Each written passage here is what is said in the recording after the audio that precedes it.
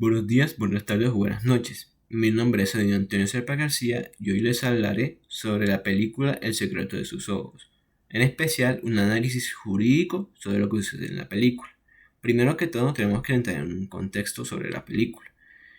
La película nos sitúa en la vida de Benjamin Espósito, donde nos muestra ya el viejo redactando una novela sobre un hecho que ya pasó y que no han podido resolver hasta ese momento, donde relata el caso de la señora Liliana Cotto, que fue asesinada y violada.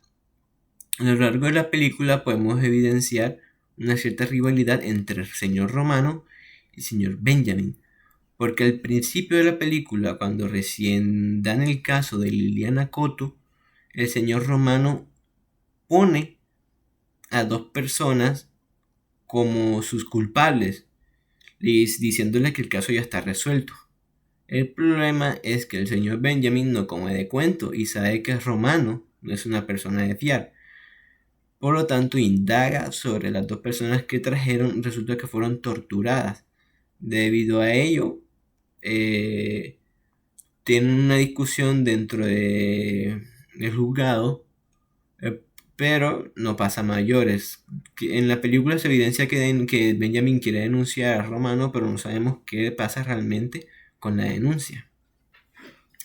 Entonces, de los primeros casos que podemos ver en el derecho penal es tortura de Romano. No nos dicen si directamente fue Romano o fue un cómplice romano, un partícipe, pero sabemos que hay un artículo 178, tortura. Y no solo tortura, sino también sería agravada por el artículo 179.2, cuando la gente sea un servidor público o un particular que actúe bajo la determinación o con la aquiescencia de aquel. Y Romano en esa película es un servidor público como Darín, Iriana Méndez, Pablo Sandoval y el juez Fortuna. Sigamos con la película. Luego de estar tocado entre estas dos personas, el señor Benjamin Espósito y su compañero fiel Pablo Sandoval van a donde Ricardo Morales, que sería el esposo de Liliana Cotto, y revisan unas fotos. Dentro de esas fotos ven algo sospechoso. Al señor Isidoro Gómez con una mirada abrumadora, una mirada extraña, sospechosa sobre la señora Liliana Cotto. De ahí el posible nombre de la película, ya en opinión personal, por El secreto de sus ojos, es decir, el secreto que guarda los ojos de Isidoro Gómez al ver a Liliana Cotto. ¿Qué le podemos imputar a Isidoro Gómez sobre Liliana Cotto? Un acceso carnal violento. ¿Por qué violento y no abusivo? Que es la pregunta que casi siempre se hace sobre accesos carnales violentos y abusivos. Porque el acceso carnal abusivo se refiere a un abuso de confianza, por así decirlo. Porque no tiene un permiso relativo. La mujer dispone el acceso, pero el hombre se aprovecha de este. Por eso es un abuso de confianza sobre la mujer en el acceso. Y violento, porque si vemos el artículo 205, que lo buscaré en el código, habla sobre el que realice acceso carnal con otra persona mediante violencia, que es lo que se evidencia en la película, porque al ver las fotos, la evidencia de la muerte de Liliana Cotto, vemos que está ella con varios moretones y sangrando. ¿Ok? Ya sangrando después de muerta, claro está. Y como la mató, posiblemente podemos ver un homicidio, artículo 103, o un feminicidio. He aquí un dilema, porque en la película no se puede evidenciar si lo hizo si la mató por el simple hecho de ser mujer, como dice el 104A, quien causó la muerte de la mujer por su condición de ser mujer o por motivos de su identidad de género, etc. Pero ¿por qué quiero aplicar el feminicidio? Por una de las agravantes que tiene el feminicidio, que sería la agravante 104B F, cuando se cometa un delito con posterioridad de agresión sexual. Pero ahora que indagué un poquito más, me di cuenta del error grave mío, porque dice posterioridad, es decir, después de haber cometido el delito de homicidio. Entonces ya no cabería esta grabación. Y debido a la poca información que se puede evidenciar de la película, no la poca, la insuficiencia que tenemos de averiguar si Isidoro Gómez cometió ese homicidio por hecho de ser mujer, no sabríamos decir si fue un feminicidio. En caso tal de que si fuera un homicidio, sería un homicidio agravado. ¿Por qué agravante? La pregunta es ¿por qué agravante? Por el 104. Artículo 103 sería el homicidio y el 104 sería un agravante. ¿Qué agravante le podría poner yo? El punto 2, para preparar, facilitar o consumar otra conducta punible para ocultarla o asegurar su producto. Aquí me metería más en la palabra para ocultarla, porque obviamente si violas a alguien y la matas, pudo haber sido por solo la ganas de quererla matar, pero nos dimos cuenta que luego de la muerte, cuando empiezan a investigar Benjamín y Pablo Sandoval, junto con Ricardo Morales, la ubicación de este señor Isidoro desaparece. No muestras ningún tipo de señal. Es decir, su intención principal fue ocultar lo que hizo y escapar.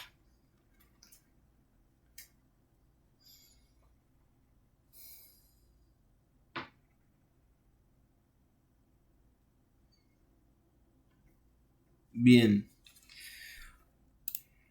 Ok.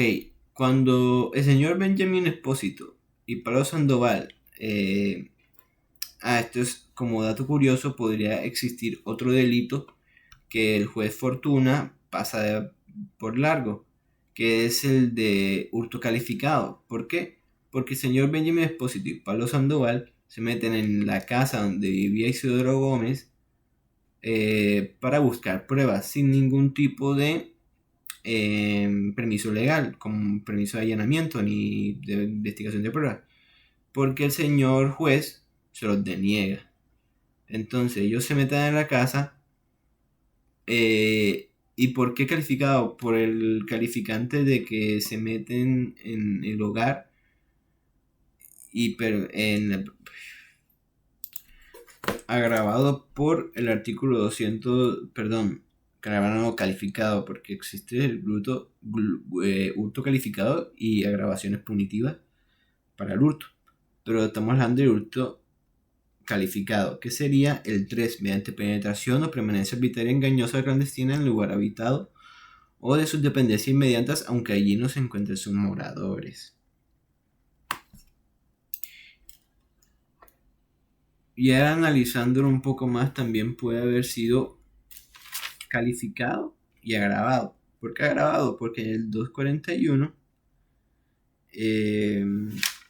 vemos el agravante número 10, lo que con destreza arreglando cosas u otros objetos con las personas que viven consigo, eso no les importa, o por dos o más personas que se hubiesen reunido o acordado para cometer el hurto, que es lo que hacen estas dos personas, lo que hace Pablo Sandoval y Benjamín Espósito. Bien, cuando el señor Ricardo Marín es el actor, cuando el señor Benjamín Espósito encarcela y da las pruebas de que fue el señor Isidoro Gómez junto con Inés Méndez, porque En la película se muestra que durante el interrogatorio Benjamin no pudo sonsacarle nada a Isidoro, pero al momento de que llega Irene pudo sonsacarle la verdad. Lo meten en la cárcel y transcurren un poco de tiempo, donde ya esto es contexto histórico. Argentina pasa un cambio de poder y el señor Romano se vuelve parte de un partido político o algo similar, junto con el juez Fortuna, que eleva su posición. No puedo decirles exactamente qué posición se le da porque no es muy clara dentro de la película, pero sabemos que es un rango más alto. ¿Y qué sucede? El señor juez Fortuna libera a Isidoro Gómez. ¿Por qué? Aparentemente causas lícitas como por ejemplo que se portó bien, que está ayudando al partido político romano, que eso ya lo dice Romano en una parte de la película, como que lo contratan a él como sicario no, como agente, ¿ok? Y una escena bastante curiosa es que en la película cuando estas dos personas van a quejarse contra el juez sobre la liberación de Isidoro, aparece el vestido de traje y con un arma. Aparentemente podía portarla, porque cómo va a tener un arma dentro de un ascensor y en un lugar público como sería aparentemente un juzgado en Argentina. Y no pienso entablar un veredicto sobre lo que hace el juez Fortuna y el juez Romano sobre liberar a Isidoro, porque aparentemente estarían amparados por la ley. Entonces, luego de que se liberara a este señor, vemos que Pablo Sandoval se va a embriagar, porque en la película decíamos que él es un alcohólico. Se va a embriagar y Benjamin lo recoge, lo lleva hacia su hogar, y cuando Benjamin va a buscar a la esposa de Sandoval para que la vaya a recoger, para que lo vaya a recoger y llevarlo a su casa, regresa y ve que la puerta se dio la puerta y encuentra al señor Pablo Sandoval muerto, tiroteado. Y curiosamente con todas las fotos de Benjamin de su casa boca abajo para que no se viera su cara. Más adelante dentro de la película vemos que Benjamin se da cuenta que este suceso de bajar las... Bueno, no se da cuenta, es más una suposición que hace Benjamin, que bajaron sus fotos debido a que el señor Romano, junto con Isidoro Gómez, en venganza por lo sucedido, envía unos sicarios. Es decir, llevaríamos otro delito en contra del señor Romano, que sería homicidio, el 103. Homicidio para Romano como determinador y para los sicarios que mandó como cómplice. Vemos que mata a Pablito y fuerzan la cerradura en venganza. Sí, todo eso lo hace Romano junto con Isidoro y otros 3 personajes más que no conocemos dentro de la película, pero fueron los que aparecen en escena para matarlo. Pero esto en general es una idea mental que tiene Benjamin sobre lo que pudo haber sucedido esa fatídica noche. Ya muchos años después, Benjamin ya se retiró honoris causa, ya no es un servidor público, ya no es un agente judicial. Para atar algunos cabos sueltos sobre la novela que está escribiendo, que es el inicio de la película. El inicio de la película es sobre la novela que está tratando de escribir Benjamin, sobre lo acontecido, con ciertos cambios obviamente, porque en la película ve como que se hace bocetos y cosas parecidas, y tiene cambios la película, la novela. Va a donde Ricardo Morales para hablar con él, para atar cabos sueltos, qué pasó con él, qué pasó con Liliana Cotto, y algunas cosas que no le cabían en la mente, algunas cosas que no tenían que no eran congruentes con lo que había pasado. Y el señor Ricardo Morales le confiesa en un momento de su discusión que él había matado a Isidro Gómez. Esto ya es otra cosa porque en ese momento, en ese tiempo, específicamente 1976, Romano es asesinado. Porque en ese año Argentina pasaba por una dictadura. Romano es asesinado, con persona asesinada, su partido es asesinado o desaparecido y secuestrado. Y desaparece Isidoro Gómez. Por lo que Benjamin va de Ricardo a decirle que ha pasado desde que ha pensado desde que se desapareció Isidoro, el asesino de su esposa. A lo que Ricardo le contesta que él lo mató. Él esperó a Isidoro en un coche, lo mete en el baúl y lo mata. Cosa que le parece muy extraña, y porque en la larga película evidenciamos que el señor Ricardo Morales no quería una muerte rápida para Isidoro, quería que sufriera y que tuviese cadena perpetua por los acontecimientos que hizo. Y eso ya es otra trama importante de la película, porque Pablo Sandoval descubre algo sobre las pasiones. Las pasiones de las personas no cambian nunca, porque por ejemplo, para descubrir a Isidoro tuvieron que usar las cartas, y en las cartas descubrieron la pasión que tenía Isidoro por un equipo de fútbol, y justo en ese partido de ese equipo de fútbol fue el que encuentran a Isidoro y lo capturan. Por ejemplo, la pasión de Pablo Sandoval era el alcoholismo, el alcohol, y la pasión de Ricardo Morales, la obsesión de Ricardo Morales es que Isidoro no pagara con muerte, sino con sufrimiento, que sería la cadena perpetua. A lo que Benjamin espera a que sea de noche, se mete otra vez de forma ilegal a la casa de Ricardo y se da cuenta que hay una especie de cuarto, una casilla pequeña donde tienen encerrado un hombre, a lo que Benjamin se acerca y resulta ese hombre ser Isidoro, ya viejo, decrépito, con poco pelo, canoso, y se ve que está sufriendo por la prisión en casa, la casa por cárcel que le está dando Ricardo Morales de forma injusta. Bueno, injusta no, de forma ilegal. A lo que sería probablemente el último delito que vemos en la película, que sería un secuestro grabado por el artículo 170, que lo buscaré en el Código Penal.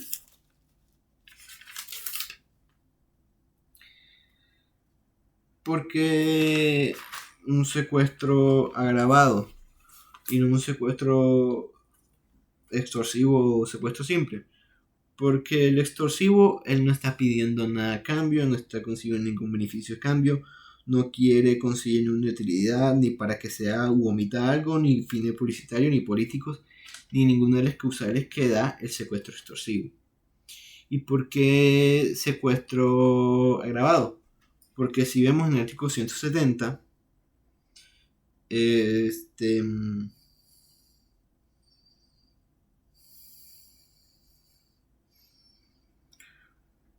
podemos ver varias agravaciones, varias agravantes, perdón por la palabra, varias agravantes, como por ejemplo,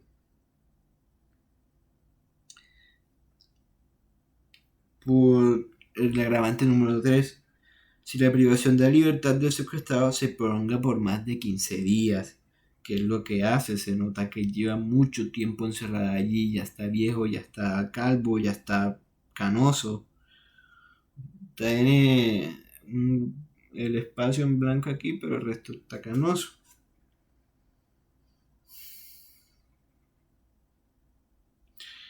Y probablemente es una suposición mía, porque no sé, no hay forma de confirmarlo, el agravante número 11, porque vemos que en la película, luego de que lo liberan, a Isidoro hace parte del grupo político de Romano, como su guardaespaldas, sicario, hace parte de ese grupo político, probablemente de manera ilegal. Pero si fuese de una manera legal, podríamos decir que el artículo 11 es un agravante también, porque vemos que si se comete en una persona que sea o haya sido periodista, coma, etcétera, miembro de una organización sindical, política o étnica. Política sería, si fuese de forma legal, si fuese un partícipe de forma legal del partido político este romano, podría incluirse ese agravante. Bueno, luego de que el señor Benjamin visita a Ricardo Morales, termina su novela, aparentemente no denuncia el acto cometido por Ricardo Morales sobre Isidoro.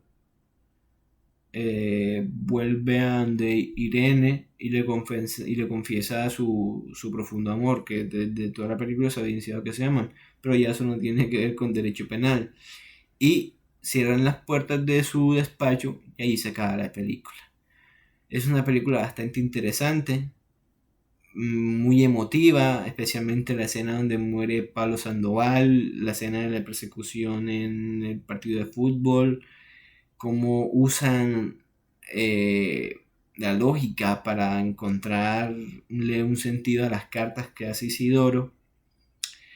Y en general, muy buena película y tiene un análisis jurídico bastante exquisito. Muchas gracias por verme y que tengan buen día.